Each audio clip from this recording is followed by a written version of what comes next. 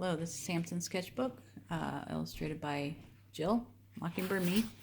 I just want to finish up Samson and Delilah. Afterward, it happened that he loved a woman in the valley of Sorek, whose name was Delilah. Then Samson loved Delilah in the valley of Sorek. Valley is in between two hills. And the lords of the Philistine came up to her.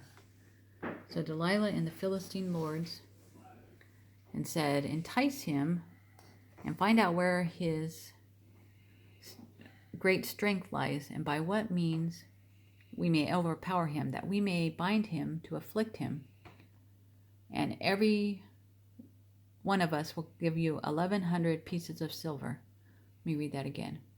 "Entice him and find out where his great strength lies, and by what means we may overpower him, that we may bind him to afflict him, and every one of us will give you 1,100 pieces of silver."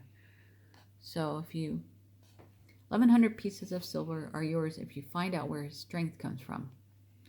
Seduce Samson. "Samson, honey, why are you so strong? How are you so strong? How can you be overpowered? Let me tell you my secrets, Delilah." So get Samson's secret. How is he so strong? And she's, okay, I'll do it. So Delilah said to Samson, "Please tell me where your great strength lies, and with what you may be bound to afflict you." "Tell me your secret," Delilah says. "Where does your great strength come from, and how can you be tied up?" And Samson said to her, "If they bind me with 7 fresh bowstrings not yet dried, if Samson is tied with 7 wet cords, then I shall become weak and be like any other man. If I am bound with 7 fresh cords, I'll be weak like any other man." So the lords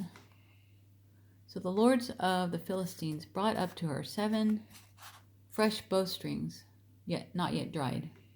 The Philistines' lords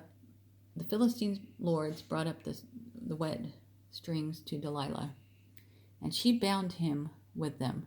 So she tied him up with new ropes. Now men were lying in wait, staying with her in the room, and she said to him, "The Philistines are upon you, Samson." So Delilah says, "The Philistines are here. The Philistines are hiding. The Philistines are upon you, Samson." But he broke the bowstring. Samson broke free of the cords, as a strand of yarn breaks when it touches fire. The cords broke like yarn touching fire. So the secret of his strength was not known. Samson's secret remains unknown. Delilah doesn't know. Then Delilah said to Samson, she's mad, "Look, you have mocked me." Ha ha, Samson makes fun of Delilah. "Look, you have mocked me and told me lies." Samson's lying to Delilah. "Now please tell me what you may be bound with. How can Samson be tied up? Tell me." "Look, you have mocked me and told me lies. Please tell me what you may be bound with." Samson's made a fool out of Delilah. So he said to her, "If they bind me securely with new ropes that have never been used, then I shall become weak and be like any other man. And if you tie me with these new ropes, then I'll become weak like other men. He will lose his strength." Therefore Delilah took new ropes and bound him with them. She tied Samson up with new ropes and said to him, "The Philistines are upon you, Samson." Samson and Delilah and the Philistines who were hiding. "The Philistines are here." And men were lying in wait, staying in the room, but he broke them out of his arms like a thread. He broke free again. The ropes broke like a thread. Delilah said to Samson, "Until now you have mocked me and told me lies. Tell me what you may be bound with. How can somebody tie you up?" And he said to her, "If you weaving in and out, the 7 locks of my head into the web of the loom. So if you weave my hair into the loom, then I'll lose my power if you do this. I'll lose my power if you weave my hair." So while he was sleeping, She wove his hair tightly with the batten of the loom. So while he was sleeping, she wove his hair and said to him, "The Philistines are upon you, Samson. The Philistines are here." But he awoke from his sleep and pulled out the batten and web from the loom. Then she said to him, "Now how can you say, 'I love you'? How can you say that, Samson, when your heart is not with me? Your heart is not with me, Samson. You have mocked me 3 times and have not told me where your great strength lies." 3 times she asked him where his great strength lies. How can you love me, say you love me, when you're not honest with me? And it came to pass that she pestered him daily with her words. Delilah bothers Samson every day. "Tell me, tell me, tell me," and pressed him. Her words pressed him so much. "Tell me, tell me, tell me, push, push, push," that his soul was vexed to death. He wanted to die, but he told her all his heart. "Okay, I'll tell you," Samson tells Delilah. He told her everything and said to her, "No razor has ever come upon my head. No razor has ever come upon my head. My hair cannot be cut, for I have been a Nazirite from my mother's womb. I've always been a Nazirite. If I am shaven, if my hair is cut or shorn or shaved, then my strength will leave me. If you cut my hair, I will have no strength," Samson tells Delilah. When Delilah saw that he had told her all his heart, "Yeah, he's told me everything," Delilah sees. She sent a messenger. Delilah tells a messenger and called for the lords of the Philistines, saying, "Come up once more, for he has told me all his heart." I made up a phone there. "Tell the Philistines to come back one more time. He's told me everything," Delilah tells the messenger. So the lords of the Philistines came up to her and brought the money in their hand. "Here's your silver," the Philistine lords and Delilah. So they pay Delilah. Then she got Samson to sleep on her knees. "Go to sleep, my love," and called for a man, cut his hair, and had him shave off the 7 locks of his head. So sometimes I use scissors, sometimes the shaver. Shave his head. Then he began to torment him. She humiliated him and subdued him, and his strength left him. And she said, "The Philistines are upon you, Samson. Hey, wake up." So he woke up from his sleep and said, "I will go out as before at other times and shake myself free.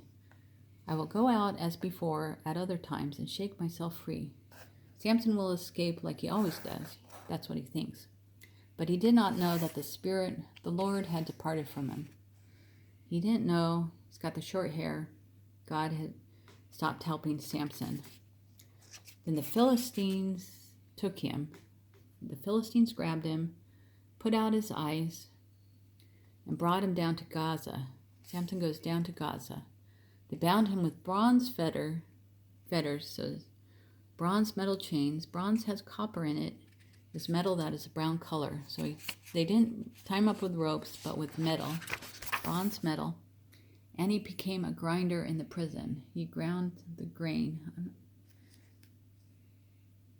And he was in prison. However, the hair of his head began to grow again after it had been shaven. His hair started to grow back. Yay! Now the lords of the Philistines gathered together. The Philistine leaders got together to offer a great sacrifice to Dagon, their god. The Philistines made offerings to their god Dagon, and to rejoice. Yay! And they said, Our God has delivered into our hands our enemy. Dagon has given us Samson. Hooray! When the people saw him, the Philistines saw Samson. They praised their God. Praised Dagon. And they said, Our God has delivered into our hands our enemy. Samson, the enemy, has been captured. Destroyer of our land. Samson destroyed our land and the one who multiplied our dead. Samson killed many Philistines. So it happened when their hearts were merry, happy hearts, that they said, "Call for Samson, that he may perform for us." Hey, call Samson, that he may entertain us. So they called for Samson from the prison. Come on, Samson. And he performed for them. He entertained them. So he's blind and has short hair, but his hair is growing back. And they stationed him between the pillars. So there he is between the pillars. Then Samson said to the lad, the young child who held him by the hand, "Let me feel the pillars which support the temple, so that I may lean on them." Hey, young man, help me to lean on the pillars. Let me lean on the pillars, or the columns. Now the temple was full of men and women. There's all the men and women. And all the lords of the Philistines were there. All the Philistine leaders were there. About 3,000 men and women were watching while Samson performed. Samson entertained them, and they were watching. Then Samson called to the Lord, saying, "O Lord God, remember me, I pray. Remember me, remember Samson. Strengthen me, I pray, just this once, O God, that I may with one blow take vengeance on the Philistines for my 2 eyes. God, please help me just this once. May I take vengeance for my 2 eyes."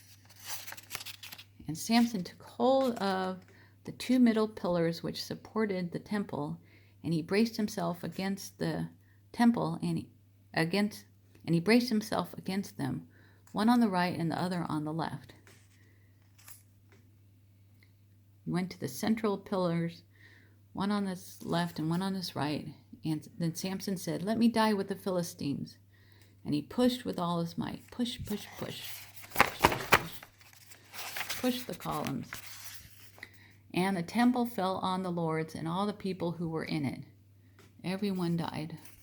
So the dead that he killed at his death were more than he had killed in his life. Samson killed more at his death with the temple collapsing than he had killed in his lifetime. I think 1,030 versus 3,000. I'm not sure. And his brother and all his father's household came and took him and brought him up and buried him between Zorah and Eshtaol in the tomb of his father Manoah. So they buried him, put him in the tomb, and he had judged Israel for 20 years.